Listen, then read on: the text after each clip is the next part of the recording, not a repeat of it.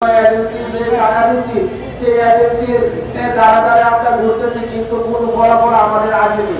কিন্তু প্রধান উপদেষ্টা ইউনূস স্যার যখন মালয়েশিয়ার সরকার আমার ইব্রাহিমকে আনছে বাংলাদেশে এনেছেন, তখন কিন্তু তারা ওয়াদাবদ্ধ হয়েছে যে আমাদের যে 18,000 অধিক কর্মী আশা করছে তাদের ব্যবস্থা তারা করবে।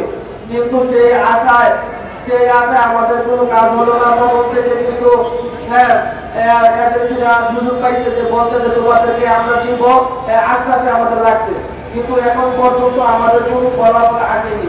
এখন আমরা সরকারের কাছে দাবি জানাচ্ছি, আপনারা যে প্রতিশ্রুতি আমাদেরকে দিয়েছেন, যখন আমরা 22 তারিখে আন্দোলন করি তখন আন্দোলনের মাধ্যমে আসিফ নজরুল স্যার এবং শাহবাজ স্যার ওনারা কিন্তু আমাদেরকে বলছে যে তোমরা মার্চ এপ্রিলের ভিতরে তোমাদের সমস্যাটা আমরা সমাধান করবো।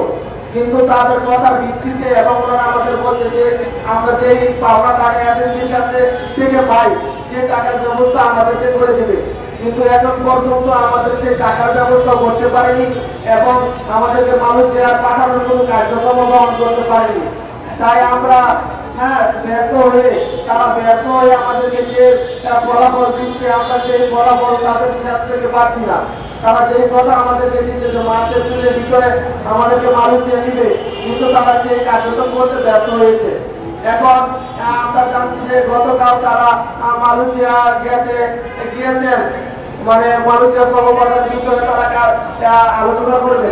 তাই তাদের কাছে আমাদের একান্ত দাবি যে আমাদের যে 18,000 অধিক কর্মীরা আটকা পড়েছে সেই কর্মীদের যাতে তারা একটা পায়তারা করে এবং অর্গানিকার ভিত্তিতে সর্বপ্রথম যাতে সেই শ্রমিকদের ব্যাপারে আলোচনা হয় এবং সেই শ্রমিকরা যাতে সবার আগে যেতে পারে সেই কার্যক্রম যাতে তারা আলোচনা করে এবং আলোচনার মাধ্যমে এবং তারা আমাদেরকে নির্দিষ্ট সময়ের মাধ্যমে কারণের মাধ্যমে আমাদের যেটা তারা ঘোষণা করতে হবে আমাদেরকে।